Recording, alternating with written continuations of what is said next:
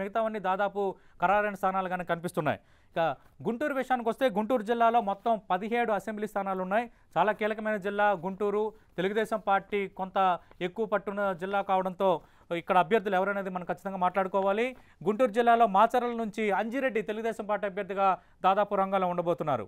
ఇక మిగతా స్థానాల సంగతి చూద్దాం. గురజాల నుంచి సిట్టింగ్ ఎమ్మెల్యే ఎరపతినేని శ్రీనివాసరావు ఈసారి తిరిగి తెలుగుదేశం పార్టీ ఎమ్మెల్యేగా రంగంలో ఉండబోతున్నారు.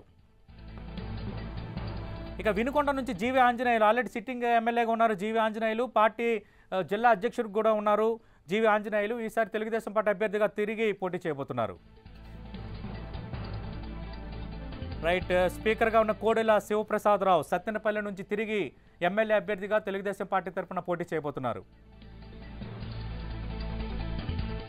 పత్తిపాటి పుల్లారావు చిలకరూలుపేట ప్రస్తుతం సిట్టింగ్ ఎమ్మెల్యేగా ఉన్నారు, మంత్రిగా ఉన్నారు. పత్తిపాటి పుల్లారావు తిరిగి తెలుగుదేశం పార్టీ నుంచి సిట్టింగ్ ఎమ్మెల్యేగా రంగంలో ఉండబోతున్నారు. గుంటూరు ఈస్ట్ ఇది కొంచెం ఇంట్రెస్టింగ్ పాయింట్. గుంటూరు ఈస్ట్కి సంబంధించి దాదాపు తెలుగుదేశం పార్టీ అలీ అభ్యర్థితను కొంత ఖరారు చేసింది. అయితే వస్తున్న సర్వేలు ఈక్వేషన్స్ నేపథ్యంలో ఇది కొంత టసిల్గా మారిందంటున్నారు చంద్రబాబుకి. ఈ నేపథ్యంలో కొంత ఖరారు కాలేదంటున్నారు. ఇప్పటివరకు అలీ పేరు కొంత ప్రచారంలో ఉంది.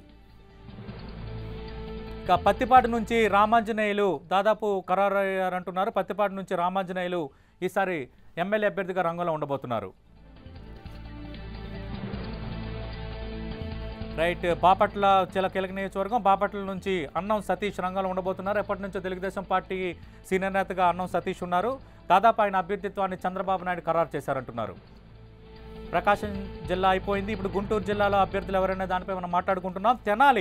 తెనాలి నుంచి సిట్టింగ్ ఎమ్మెల్యేగా ఉన్నారు ఆలపాటి రాజేంద్ర ప్రసాద్. తిరిగి సిట్టింగ్ ఎమ్మెల్యేగానే తెలుగుదేశం పార్టీ టికెట్పై ఆలపాటి రాజేంద్ర ప్రసాద్ పోటీ చేయబోతున్నారు. గుంటూరు జిల్లాలో అభ్యర్థులు ఎవరన్న దానిపై 10 టీవీ అందిస్తున్న ఎక్స్క్లూజివ్ రిపోర్ట్ ప్రస్తుతం మీరు వాచ్ చేస్తున్నారు.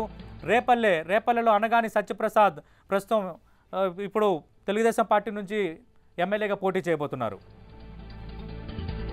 నక్క ఆనందబాబు వేమూరు ఎస్సీ రిజర్వ్డ్ నియోజకవర్గం నుంచి నక్క ఆనందబాబు గత ఎన్నికల్లో గెలుపొందారు. ప్రస్తుతం మంత్రిగా ఉన్నారు. తిరిగి అదే స్థానం నుంచి ఆయన ఎమ్మెల్యేగా పోటీ చేయబోతున్నారు.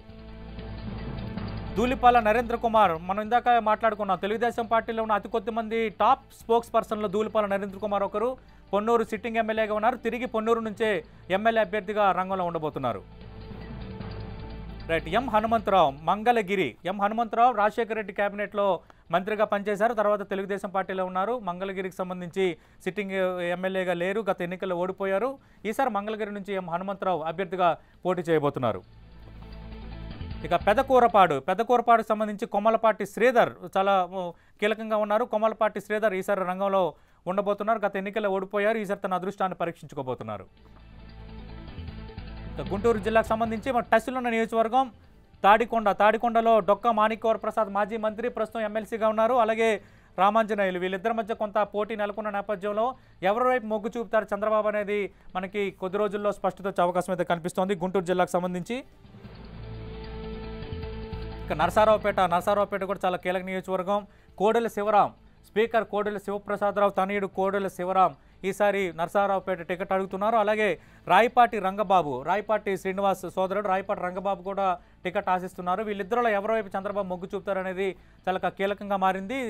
ఈ విషయంలో 48 గంటల్లో క్లారిటీ వచ్చే అవకాశం కనిపిస్తోంది.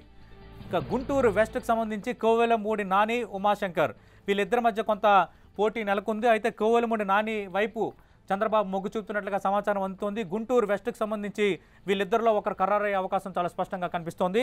ఓవరాల్గా గుంటూరు జిల్లాకు సంబంధించి 17 అసెంబ్లీ నియోజకవర్గాలు ఉంటే మనం చూసాం. గుంటూరు వెస్ట్ కోవెలమూడి నాని లేదా ఉమాశంకర్ వీళ్ళిద్దరిలో ఒకరికి దక్కొచ్చు.